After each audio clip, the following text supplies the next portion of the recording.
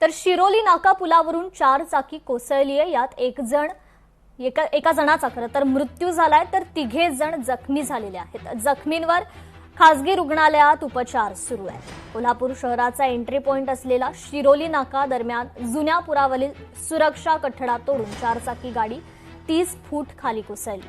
या अपघातात दुर्गाप्रसाद इटी याचा जागीच मृत्यू झालाय, तर मोटारीतील 3 जण जखमी झालेत। 4 जण गांधीनगरहून ताराराणी चौकाकडे येत असताना हा अपघात घडला। जखमींना कदमवाडी येथील खासगी रुग्णालयात दाखल केलंय। त्यापैकी एकाची प्रकृती गंभीर आहे।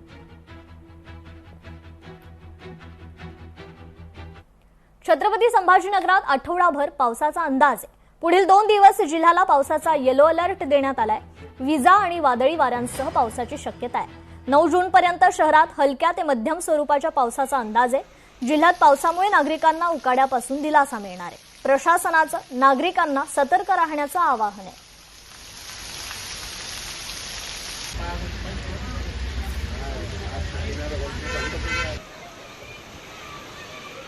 तर छत्रपती संभाजीनगरात पावसाचा अंदाज वर्तवण्यात आलेला आहे। विजा आणि सोसाट्याच्या वाऱ्यासह पावसाचा अंदाज वर्तवण्यात आलेला आहे। जिल्ह्याला येलो अलर्ट जारी करण्यात आलाय।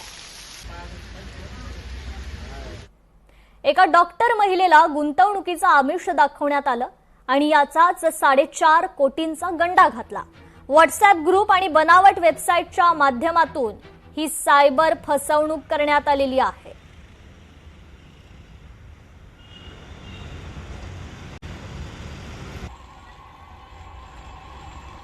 आमिषाला बळी पडून त्यांनी जवळपास 4,52,00,000 रुपये वेगवेगळ्या वेळी RTGS द्वारे ते ट्रान्सफर केले।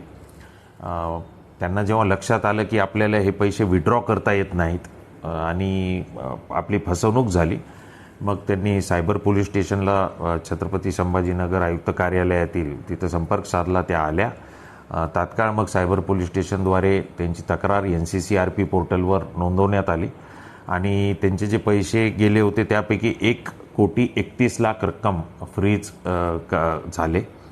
ते त्यांना काही दिवसानंतर परत मिळतील।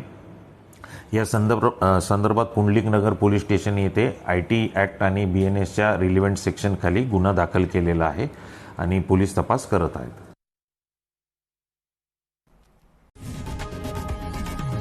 लोकशाही मराठी ऐका, पहा, जागरूक रहा।